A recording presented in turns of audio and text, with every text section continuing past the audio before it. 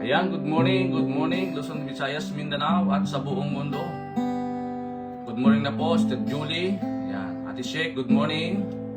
Sister Josephine Jongko, good morning. Sister Beth, ayan, good morning. Brother Dennis Larisma, good morning. Purihin ng Diyos sa umagang ito, mga kapatid. Hallelujah. Ako nga muna ngayong mga kasama sa umagang ito. Hallelujah, purihin ng Diyos. Sister Jesseline Lumawan, yan, good morning. Sister Charity, good morning na po sa ating mga early bird. Yan, patuloy po natin itag ang ating pong sa ating pong mga kapatid, no? Kakilala, kaibigan. Share po natin yung ating live streaming para sila po ay makapakinig ng ating Daily Vibrant Word. Yan, Sister Adora, good morning. Ilang araw na lang po ay Pasko na. 5 araw na lang, Pasko na.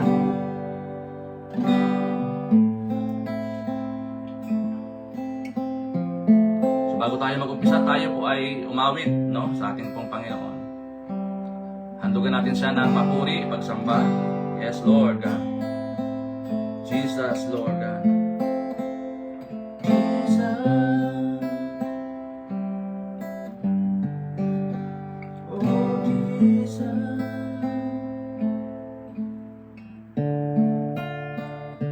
A Savior on a hill,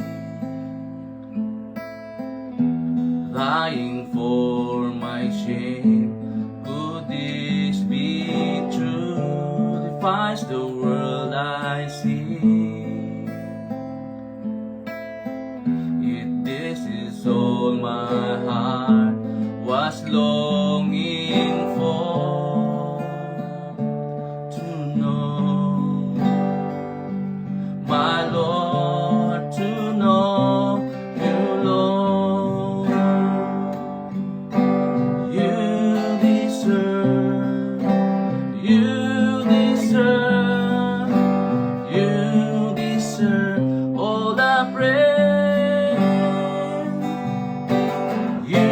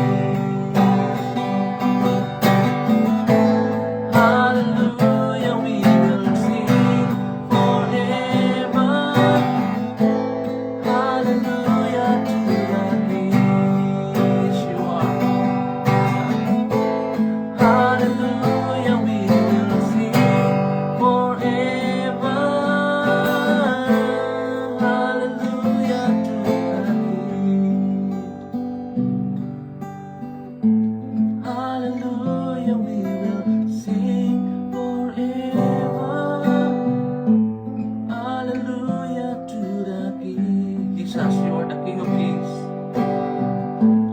Hallelujah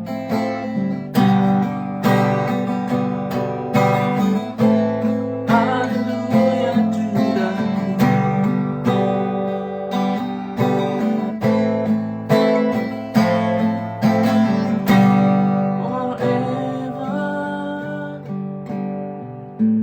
Hallelujah to the King.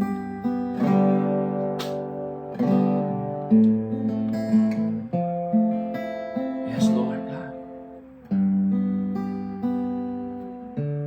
All humanity aches to find this beautiful love you gave. We come to you again to offer up our life to worship you alone, to worship you alone.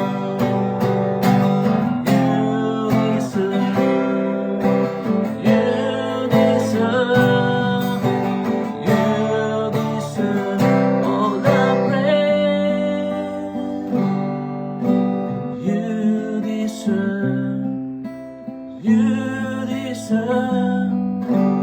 You deserve all the praise.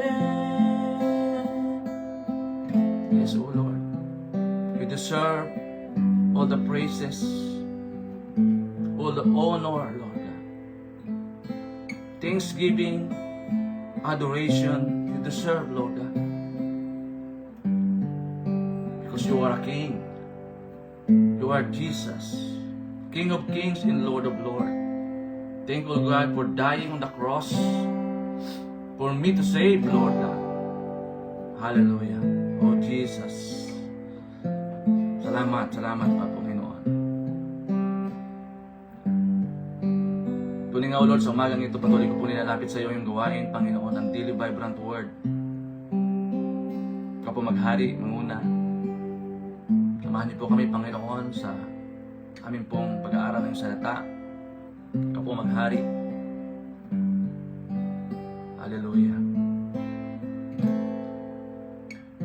We praise you, Jesus. Salamat po. Hallelujah to the King. Hallelujah, we will sing forever.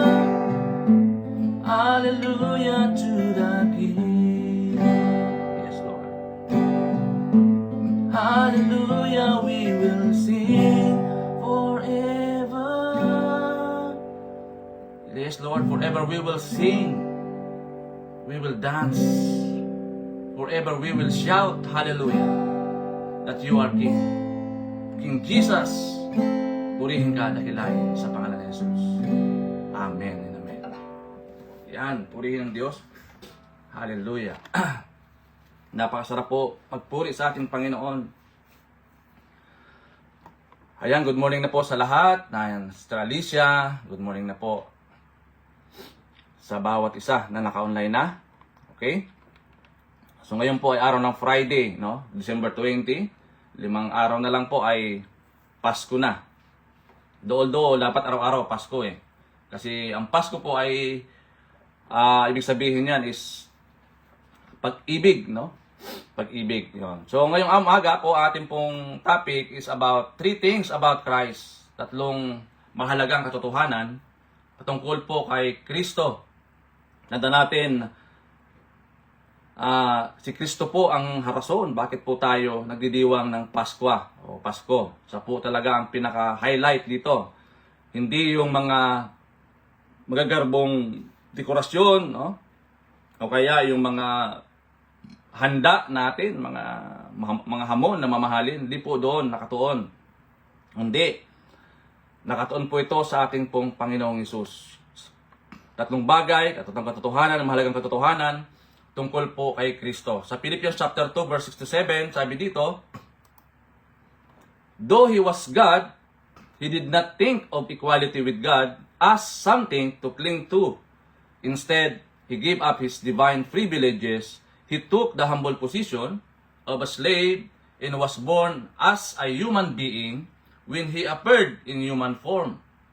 Sa Tagalog, sabi niya dito, kahit taglay niya ang kalikasan ng Diyos, hindi niya ipinagpalitang manatiling kapantay ng Diyos. Sa halip, kusa niyang binitawan ang pagiging kapantay ng Diyos at namuhay na isang alipin, ipinanganak siya bilang tao at nang siya ay maging tao. Purihin na po ang pagkabasa ng kanyang dakilang salita.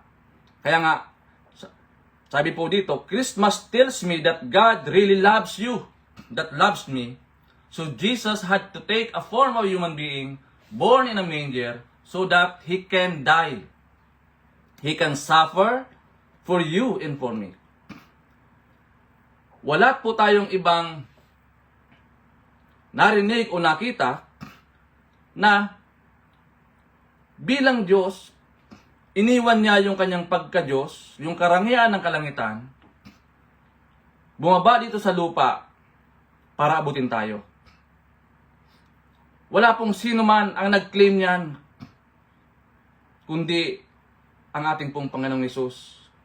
Kaya dapat walang room para sa mga argumento, no? Na siya ba ay Diyos? Siya ba ay nagkatawang tao? Kasi malinaw po ang Biblia na kanyang iniwan yung kanyang karangyaan sa langit, bumaba dito sa lupa para ikaw at ako ay iligtas. Diba? Kasi sa panahon natin ngayon, kapag nasa maganda ka ng kalagayan, bihira ka ng bababa pa. Diba? Walang ganun nakagawa kundi ang ating pong Panginoong Hesus. Malinaw po mga kapatid,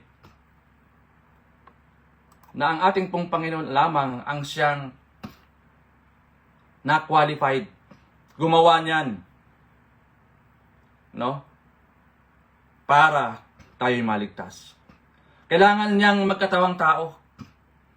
Opo, para maabot po tayo bilang tao. 'Di ba? Mga kapatid. Kailangan mag-anyo siyang tao. Kaya nga napakahalaga yung manger kung saan doon sa pinanganak, doon sa sabsaban. Alam naman natin na yan po ay na-prophecy na ni Prophet Micah na ipapanganak po ang Savior o Messiah sa Bethlehem, di ba? At siya ipapanganak sa sabsaban, hindi sa magarbong inn. At nakita po natin dito, siya ang unang-una nakaranas ng rejection. Di ba? Doon pa lamang ay naranasan niya na yung ma-reject. Wala siyang room na paglagyan. Kung alam lang po ng mga innkeeper na ito na yung ipapanganak ay Savior of the world. Diba? Pero pinili niyang ipanganak doon sa sabsaban to see na siya po ay hinubad niya yung kanyang pagka-Diyos. Siya ay nagkatawang tao para abutin po tayo. Diba mga kapatid? That's the essence of Christmas. Kaya we celebrate Christmas because Jesus came. Diba? Yung first Christmas. Yung kanyang pagdating dito sa mundong ito. Kaya sa 1 John chapter 4 verse 9 to 10, sabi dito, God showed how much He loved us by sending His Son and only Son into the world so that we might have eternal life through Him. Walang ibang panggagalingan nung eternal life kundi sa pamamagitan ng ating pong Panginoong Hesus. Kaya nga sabi niya, this is a real love. Ito po yung totoong pag-ibig. Not that we love God, but that He loved us and sent His Son as a sacrifice to take away our sin. Siya ang unang nagmahal sa atin. Siya ang unang umabot sa atin, mga kapatid. Siya ang unang nag-isip na ikaw iligtas, di ba? Kasi mahal ka niya. Yan. Yung tatlong puntos po natin ngayong umaga. Number 1 is, Jesus is a committed Savior. Pag sinabing committed Savior, you are devoted to someone. Kaya mong isakripisyo. Kaya mong ibigay. Kaya nga, binigay ng Diyos Ama yung kanyang bugtong na anak eh. Di ba? Ibinigay niya yung kanyang bugtong na anak na si Jesus para sa sanlibutan. Hindi niya inisip yung kanyang sariling kapakanan, inisip niya tayo na mga makasalanan. Could you imagine, mga kapatid, naisip na yan, nasa plano na yan ng Panginoon na iligtas tayo. Kasi nakita niya na ang tao po ay mahuhulog at magkakasala. Opo, mga kapatid. Ganon tayo kamahal ng Diyos. Iisip tayo, dapat tayo po yung namatay. Kaya tayo dapat yung pinako sa krus dahil tayo yung nagkasala. Pero datapwat inisip niya na hindi niya inisip yung kanyang sarili, bagkus inisip niya yung kanyang nilikha. Na sa pamamagitan ng ating Panginoong Hesus, tayo po'y naligtas. Kaya hindi matawaran yung kanyang commitment. Buhay yung kanyang tinubos dito. Grabe yung commitment ng Panginoong Hesus sa atin. Buhay. Kaya nga tayo dapat bilang isang mga niligtas ng Panginoon sa kamatayan. Kasi ang kalagayan po ng sangkatauhan, sabi po ng Romans chapter 6 verse 23, the wages of sin is death. Diba? Yung kabayaran ng kasalanan ay kamatayan. Yun po yung patutunguhan ng sangkatauhan. Nakita po ng Panginoong Hesus na walang iba na pwede o qualified na magbuwis ng buhay. Kasi ang Panginoong Hesus, siya po ay walang kasalanan. Walang iba. Walang ibang qualified. Mga kapatid. Maliban kay Jesus. Kasi wala siyang kasalanan. He is sinless. Kaya nga yung kanyang commitment, mga kapatid, grabe po yung kanyang loyalty. Grabe din yung kanyang dedication. No? Mga kapatid, dapat tayo din bilang kanyang niligtas. Dapat yung commitment natin sa paglilingkod sa kanya, sa pag-abot sa mga kaluluwa, dapat 100%. Hindi yung half-half. Diba? Sala sa init, sala sa lamig. Diba? Ang ating pong Panginoong Hesus, hindi niya inisip yung kapakanan niya. Inisip niya tayo, binigay niya yung kanyang sarili para tayo maligtas. Yan po yung tunay na committed Savior. Mga kapatid, hindi siya nag-aalinlangan. Opo, pag sinabi sa kanya ng Ama, di ba, gagawin niya. Tayo dapat ganun. Pag sinabi sa atin ng mga pastor natin na gawin mo, mag-evangelize, mag-zero bakla, gawin natin. Opo, kasi yan yung commitment natin sa Panginoon. Pastor, mahirap eh. Yes, mahirap, siyempre. Wala naman madali dito sa mundong ito eh. Lahat yan pagdadaanan natin. Lahat may hirap. Di ba? Yan po yung buhay. May kaakibat yan sakripisyo talaga. Kaya dapat kung lagi natin sinasariwa, inaalaala na itong Paskong ito ay patungkol sa ating pong Panginoon. Sa ang rason bakit po tayo nagsiselebrate ng Pasko? Because He commit Himself bilang Savior of the world. Ang perception niya, ang plano niya ay maligtas ang kanyang mga anak. Diba? Kahit sa magulang na lang. Walang magulang na nag-isip na mapariwara yung kanyang mga anak. Wala pong ganun. Siguro kung meron man, baka may something. Okay, may tama siguro. Pero wala akong nakitang ganun.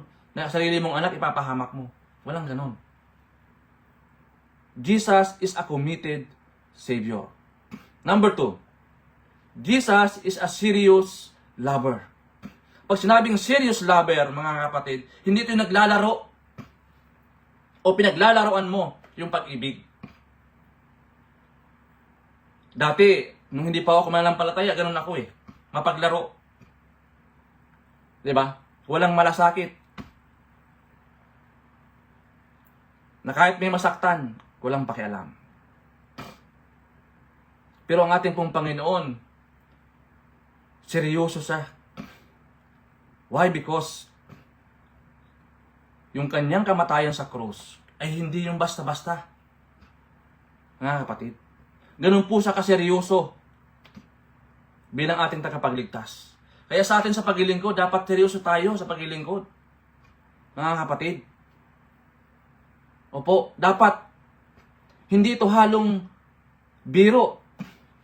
Kaya nga, bilang Christian, hindi ito yung tipo na parang kanin na mainit, kinain mo, tapos iluluwa mo. Dahil ayaw mo na, napaso ka na. O marami po mga Kristiyano, pag nagpunta sa church, first time pumunta sa church, medyo na natamaan ng ego sa mga preaching, no? Di na babalik.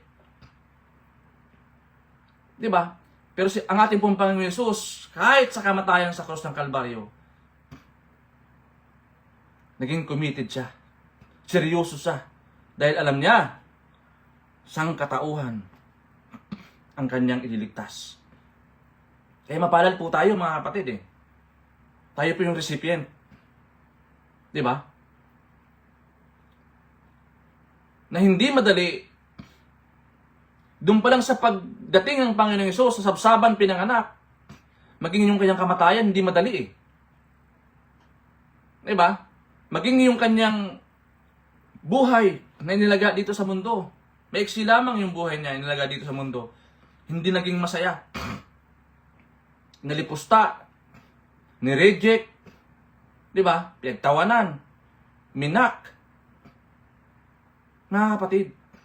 Kaya sa buhay natin, kasama yun. Eh tayo nga, kunting pagsubok lamang eh, umaayaw na. Hindi mo na makita. Ayaw na maglingkod sa Panginoon. Ayaw na magpakita. Tanda natin, never po inisip ni Kristo na tayo at ikaw pabayaan. Oh, bahala ka na. Total, ikaw naman ang nagkasala. Hindi po. Never na naisip niya yun o pumasok man lang sa kanyang kaisipan, yung ganyong mindset. Kasi siya po ay seryoso. Mga kapatid. Kaya sa paglilingkod natin, dapat seryoso tayo. Kasi ang ating pong Panginoong Hesus, seryoso siya sa atin. Yan. Number 3, Jesus is the risen Lord. Kaya nga tayo naging seryoso sa paglilingkod kasi ang ating pong Panginoon, siya po ay nabuhay ng mamuli. No? Walang ibang account na nagsasabi na sila ay nabuhay ng mamuli, kundi ang ating Panginoon lamang. Di ba? Sa ikatlong araw, siya ay nabuhay ng mamuli. Kaya nga ito po yung ating kagalakan, mga kapatid. Ng ating Diyos ay hindi na natiling patay. Siya po ay nabuhay ng mamuli. Di ba? Kaya nga tayo naglilingkod eh. Kaya tayo nagpapatuloy. Kasi yung Diyos natin na pinaglilingkuran ay hindi patay buhay. Unlike sa mga ibang Diyos dyan na hindi naman nabuhay. Pero, grabe sila kung magmalipusta sa ating pong Panginoong Hesus. No? Ito yung ating bandila na dala-dala na pinanghahawakan. At hindi tayo nahihiya na ipagmalaki, ipagsigawan sa buong mundo ng ating Diyos na sinasamba ay nabuhay ng mamuli. Di ba? Kaya nga, titingnan natin sa ngayong panahon, no? Mga kapatid, marami na po ngayon ang nag-convert to Christianity. Di ba? Could you imagine, yung mga saradong bansa, ngayon po, unti-unti na po sila tumatanggap sa ating pong Panginoon. Kasi malinaw ang Biblia. Sabi ng Biblia, every tongue, di ba? Lahat ng labi, lahat ng tuhod ay luluhod sa ating pong Panginoon. That Jesus is Lord. Diba? Mga kapatid, lahat ng tao luluhod sa ating pong Panginoon at kikilalanin ang ating Panginoon bilang Diyos at sariling tagapagligtas. Ay mapalad po tayo dahil tayo nauna na. Nauna nang tumanggap sa Panginoon. Mga kapatid, kaya ang kailangan natin, maging committed tayo sa paglilingkod. Maging seryoso tayo sa paglilingkod sa ating Panginoon. Tayo po yung kanyang representation. Tayo po yung kanyang gagamitin, ihemplo, para sa pagpapalaganap ng mabuting balita sa lahat ng dako ng mundo. Walang ibang gagamitin kundi tayo, mga kapatid. Diba? Kaya, paano ba natin gagawin? As an application. Number 1, commit to serve Jesus. Dapat 100% yung commitment natin sa paglilingkod sa Panginoon, mga kapatid. Hindi tayo nag-serve sa tao. We're serving the Lord of Lords. Diba? Kaya nga, yung kagalakan natin sa paglilingkod ay naki Jesus eh. Diba? Kasi nga, kung titingin tayo sa tao, talagang madidisappoint tayo eh. Kaya lagi sabi ni Paul, look unto Jesus, the author and the perfecter of our faith, di ba? Kasi tayong si Jesus lamang, di ba? Ang siyang exact na representation. Tayo ang gagamitin ng Diyos para ibahagi yung kanyang dakilang salita. Commit to serve Jesus, mga kapatid. Kung ngayon ka pa lamang, ngayon mo palang tinanggap ang Panginoong Hesus, o unti-unti mo siyang inaaral, no? Napakahalaga na malaman mo ano ba yung role natin bilang niligtas, tinawag, minahal ng ating pong Panginoon. No, in response, di ba? Kumbaga, pagtanaw ng utang na loob natin sa Panginoon, tayo po ay maglingkod sa Kanya wholeheartedly. Di ba mga kapatid?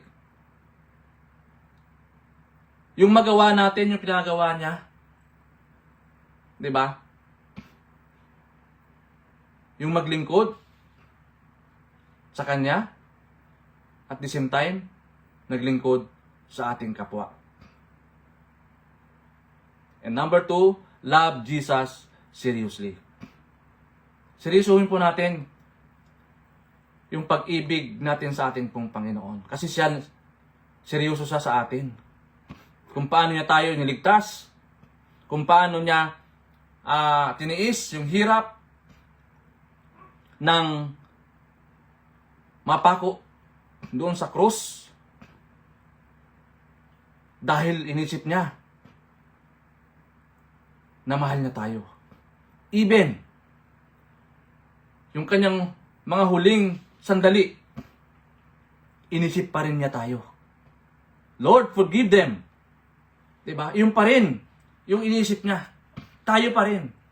Ganun po, kaseryoso ang ating pong Panginoon.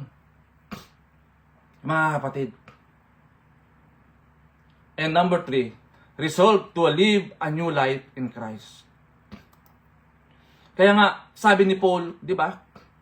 If anyone is in Christ, kailangan in Christ, he is a new creation. The old self has gone, and behold, the new has come. Pag naki-Kristo ka na, hindi po pwedeng walang mabago sa'yo. Kapatid. Kaya sabi ko kanina, yung commitment mo ba sa Panginoon, 50-50 lang? Or, sala sa init, sala sa lamig? Diba, mga kapatid? Try to examine ourselves today. Kaya kung meron ka pang nakikita parang nagdadalawang isip, something in doubt sa buhay mo, matagal ka ng Kristiyano pero hanggang ngayon nag-doubt ka pa rin patungkol sa iyong pananampalataya, try to examine ourselves today and resolve to live a new life in Christ. Diba? I-deal natin sa Panginoon. Sabihin mo sa Panginoon. Kasi ako po naniniwala na kapag We are in Christ. Di ba? Kaya nga, sabi niya, yung lumang pagkatao, wala na eh. Pawang bago na.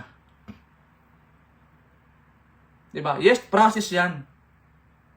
Pero dapat hindi na tayo natili doon sa ating mga habitual sin. Yung mga ginagawa na hindi nagbibigay kaluguran sa ating pong Panginoon. Di ba?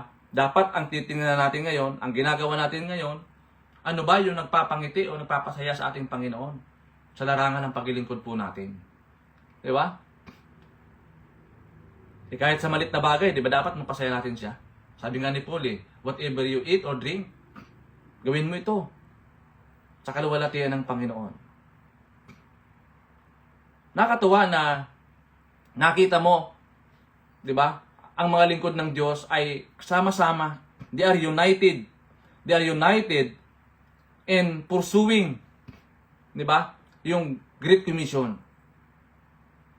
Na kahit mahirap, kahit masalimuot, kahit complicated, no? Kahit sakripisyong malaki, pero nagpapatuloy. Di ba mga kapatid? Ganun po tayo. Ang mga Kristiyano po ganun eh. No, kahit may mga persecution, nagpapatuloy yan. Kasi alam naman natin, meron tayong reward. Oo. May goal tayo. Resolve to live a new life in Christ, mga kapatid. Kaya ngayong umaga, ano to reminder sa atin that the true essence of Christmas is about Jesus Christ. Kasi kung hindi po siya dumating, di ba? Wala tayong Kristo. Kung ang ating Panginoon Hesus hindi po dumating sa mundong ito, wala tayong salvation. Kaya iyon nga ang ating pinagsiselebrate. Di ba mga kapatid? Yung first Christmas na tayo po ay niligtas ng ating pong Panginoon. As a question to consider, sabi, how has Jesus' love been transforming us? Paano tayo binago ng pag-ibig ni Jesus? Mga kapatid, malinaw. Ang Biblia, sabi po ng John 3:16, ito po yung kahapon din, yung in-expound ni Pastor Perseus, the heart of the Bible. Pero nakakalungkot, marami pong mga born again na hindi kabisado ang John 3:16. Diba? Meron pa yan, 1 John 3:16. Pero in John 3:16, diba? Dati hinimay-himay ko po ito nung aking preaching nung nakaraan, mga kapatid. Kasi napakahalaga na makita natin ano ba ibig sabihin ng John 3:16. Okay. So madali naman po ito, no?